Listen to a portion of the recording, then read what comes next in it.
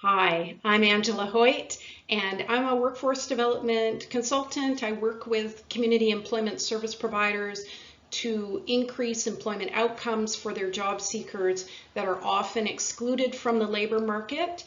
And I wanted to share with you what I found this week. I found two articles that I think are pretty interesting, pretty cool, and might support you in your efforts to work with employers and job seekers. So the article, one of them, is Hidden Workers, Untapped Talent, How Leaders Can Improve Hiring Practices to Uncover Missed Talent, Close Skills Gaps, and Improve Diversity. And it's from the Harvard School of Business and Accenture. In the article, they talk about the challenges, and this research happened in 2020 after the pandemic.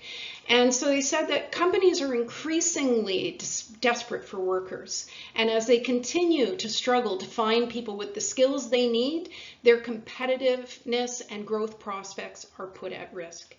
At the same time, an enormous and growing group of people are unemployed or underemployed, eager to get a job or increase their working hours, and they remain hidden from the labor market. They're people that employers would benefit from.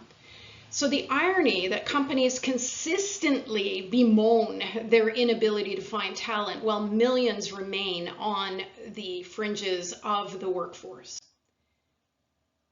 Hidden workers, who are they? Well, they're people that employment service providers see all the time. Immigrants and refugees, older workers, racialized youth, people with disabilities or neurodiversities, people with mental health issues or criminal histories, people without traditional qualifications, etc., and etc.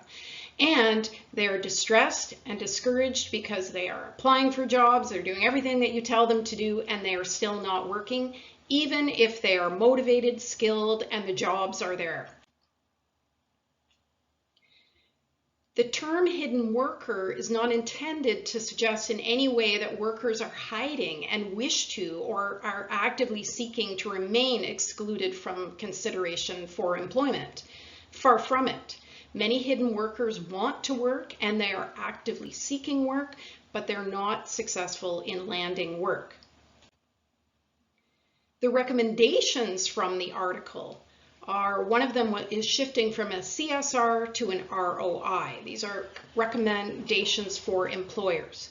So most companies that have engaged with hidden workers through their corporate foundations or social responsibility efforts. And these efforts reinforce the myth that hiring hidden workers is an act of charity or corporate citizenship rather than a source of competitive advantage. And a company that relegates a group of workers to a special recruiting status is not only acknowledging that its routine recruiting processes are failing to access that population, but also that the way they do things, the way they measure things is all wrong. And they say companies need to shift the justification of hiring hidden workers from being corporate social responsibility to return on investment. The article provides lots of examples of the benefits of hiring from the hidden talent pool. Another recommendation is enlisting senior leaders. They say hiring hidden workers is a strategic response for addressing a pressing challenge, filling the ever-widening skills gap. Companies should make hidden workers integral to their talent management strategy by reforming the relevant human resource policies, and it will require ongoing sponsorship and oversight. And so the recommendation is companies need to enlist senior leaders to champion, direct, implement, change the evolution of hiring and onboarding practices. So after reading that, you can just imagine my excitement finding that article and then finding this one that was on CBC News Online this week, called Employers Look for New Ways to Recruit as Aging Workers Contribute to the Ongoing Labor Shortage. And this man is John Tass, who's a CEO of Lee Valley Tools, that they have a lot of people that are retiring, and he said, we abandoned most traditional hiring practices and protocols where in the past we would tell prospective employees what kind of schedule to expect along with requiring specific skills and references. Now, he said, all of that is out the window, which is consistent with what a senior economist from the Bank of Montreal said, is that similar conversations are happening all across Canada, where companies in many sectors are looking at their hiring practices as they try to fill that skills gap, and as people are retiring and the labor market is changing. So there's a great opportunity here for job seekers and employers and employment service providers. So hidden workers, where are they? Well, some are already working with community employment partners.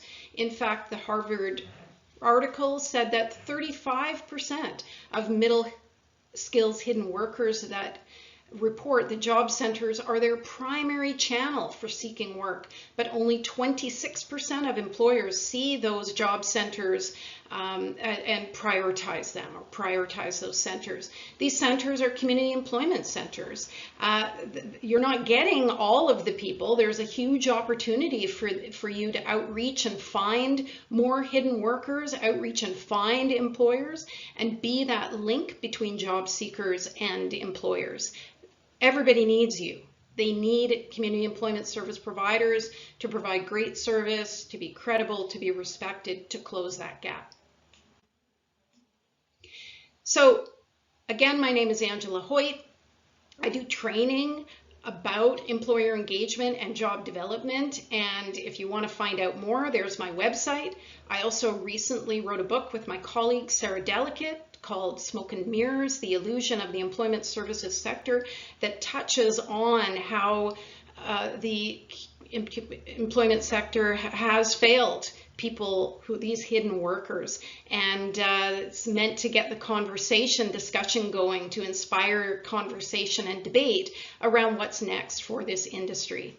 Please reach out and contact me if you have any questions, and thank you for watching this video. Take care.